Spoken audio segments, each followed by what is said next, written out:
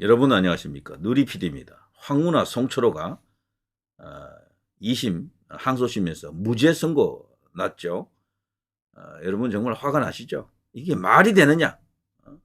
사법부가 썩었다. 그렇게들 다들 생각하실 겁니다. 저도 같은 생각이고요. 근데 이게 조희대 대법원장이 들어섰는데도 왜 이러느냐 자꾸 그러시죠? 그럴 수밖에 없는 것이요. 이 문재인 김명수 체제가 이제 드디어 이번 2월 정기 인사를 끝으로 이제 막을 내렸습니다. 그런데 그 마지막이 이건 거예요. 이번 2월 정기 인사에 대대적인 물갈이가 일어났습니다. 그런데 이게 단행되는 시점이 2월 10일입니다. 그리고 마지막에 이런 거대한 똥을 사놓고 간 겁니다. 법원 정기 인사가 항상 2월에 있잖아요. 2월에. 이렇게 대법원, 고등법원장, 지방법원장 인사, 평생 법관제 정착, 요거는 이제 조희대 대법원장의 핵심 정책 공약이죠. 여기에 평생 법관제. 그러니까 뭐 어떤 뭐 법원장 하지 않고 뭐 법관으로서 이제 평생 이렇게 지낼 수 있는 그런 어떤 제도를 마련했습니다. 아주 좋은 일이고요. 자, 어쨌거나 여기 쭉 보시면 알겠습니다만 대대적인 법원 인사가 있었습니다. 조희대 체제가 드디어 이제 시작이 되었다라고 이제 봐야 되겠죠. 그렇지만 지금까지는 문재인 김명수의 법원이었습니다.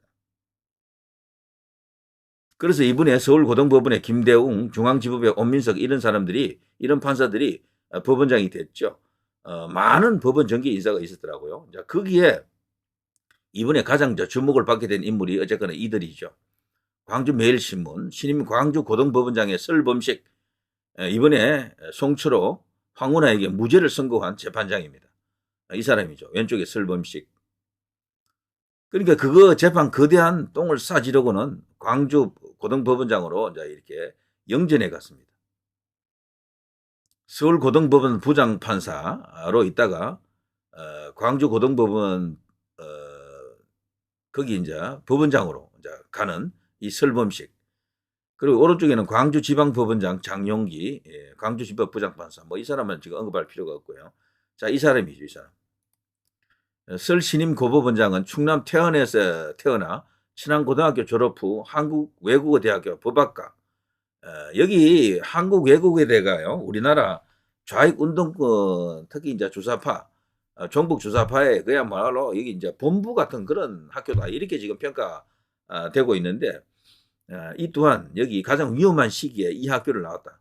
사법연수원 20기, 대전지법 부장판사, 대법원 재판연구관, 서울중앙지법 부장판사, 특허법원 부장판사, 대법원장 비서실장. 여기서 가장 중요한 게 대법원장 비서실장 이게 되겠죠. 누굽니까? 바로 김명수의 비서실장을 했던 거죠.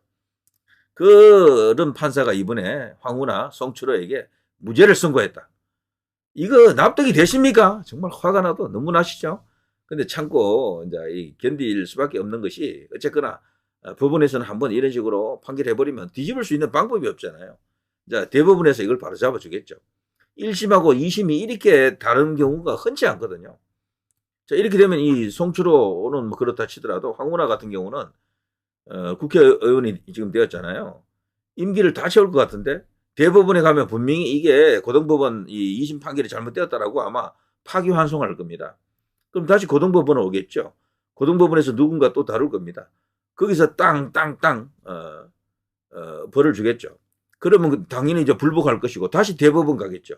그러니까 앞으로도 재판이 3번 더 남아 있습니다. 어떻게 보면은 그 사이에 이게 임기 다 지나갑니다. 이게 지금 우리나라입니다. 어쨌거나 이게 이제 김명수 혹은 문재인 김명수 두 사람이 만들어낸 거대한 사법 카르텔 그 내부에서 터진 어마어마한 부패다. 뭐 이렇게 봐야 되겠죠. 이건 범죄입니다. 범죄. 거의 뭐 그렇게 볼 수밖에 없습니다. 이거를 누가 무죄로 판단합니까? 야, 정말 말이 안 되는 일이다. 1심에서 징역 3년이었잖아요. 송철호도 3년, 황운하도 3년. 징역 3년이면 꽤 이게 무거운 범죄인데 이거를 완전 무죄로 만들어줬다. 특히나요, 백운우까지도 당시 청와대 이제 민정비서관인가 했던 그 백운우까지도 이걸 무죄로 그냥 선물하고 여기로 그냥 영진해 가버렸습니다. 왼쪽에 이 사람 대단합니다. 야, 정말 진영 논리 그럽니다만 판사들이 이렇게까지 진영 논리에 빠져 있으면 어떻게 됩니까? 이걸 어떻게 이렇게까지 이제 판단할 수 있을까요? 그냥 뭐 눈 적시 감고 그냥 땅땅땅 무죄 무죄 무죄 뭐 이거죠 지금. 자, 서울고등법원 형사 2부 왼쪽에 있는 설범식입니다.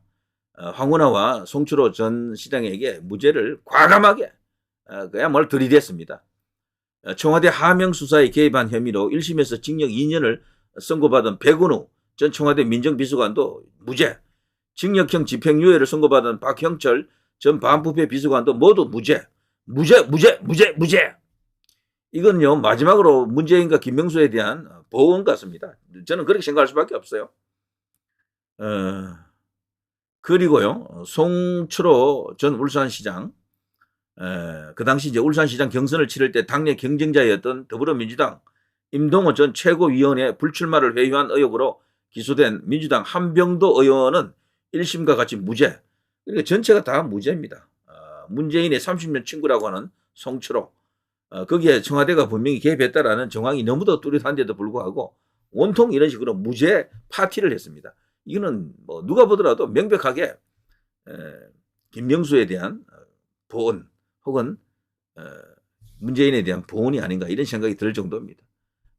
결국에는 판사는 오직 양심으로 법으로 판단한다가 아니고 라인으로 진영으로 이념으로 이런 식으로 색깔로 이렇게 판단한다는 것을 우리가 다시금 확인했습니다. 이런 판사가 너무도 많기 때문에 요즘 하는 말로 말이죠. 이런 판사 다 필요 없어.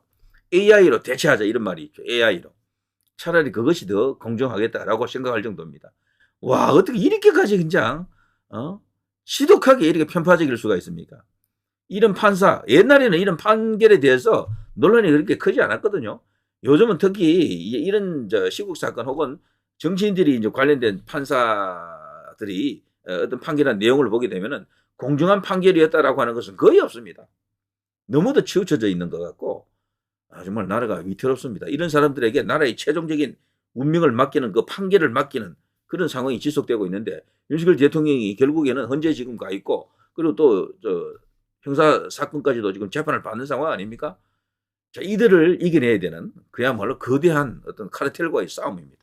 자, 누리 PD 김준혜였습니다.